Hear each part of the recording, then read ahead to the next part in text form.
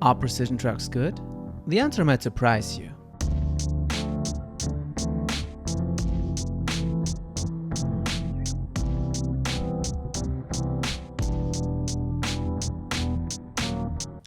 There is a lot of scattered information about precision trucks for longboard on the internet, but no source really goes into detail, or at least tries to get everything bundled up into one.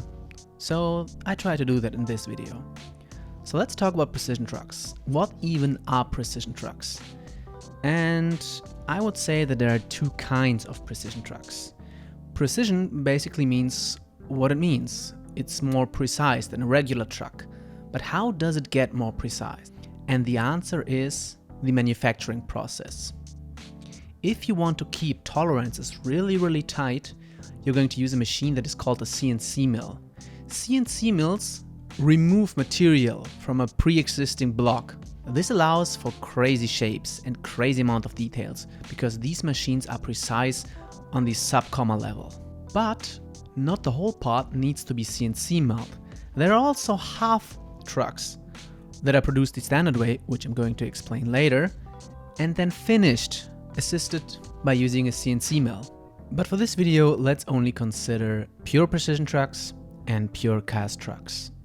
The regular method for creating trucks is to pour molten aluminum into a mold, let it cool off, and then you have your truck that needs to be a little bit post-processed. The issue in here is the mold gets cast over the axle. So there might be some issues with that. The cooling can bend the angle a little, and the casting process requires some holes in the mold so that the truck can be poured into it. There's a really great article that explains, or at least shows, how precise cast trucks actually are, and the tolerances are interesting. Interesting for us is if the axle is bent. And here we can see that there is some slight bending on the axles, which can be from rather hard to not so much. One more thing that can get screwed up during the process of casting trucks is the pivot, which on a lot of cast trucks is very bad. Bad pivots or bad bushing seats will therefore make your experience on the truck a little bit worse. While these are the negatives, the process is very easy to automate, so large amount of trucks can be produced within relative ease and keeping costs low. But as I said, this comes at a cost. So does that make all cast trucks worse than their precision counterparts? No, it actually doesn't, because there are more factors than just precision that go into good trucks. Cast trucks have gone a long way, and the current iterations of cast trucks will feel significantly better than any cast trucks from 10 years ago.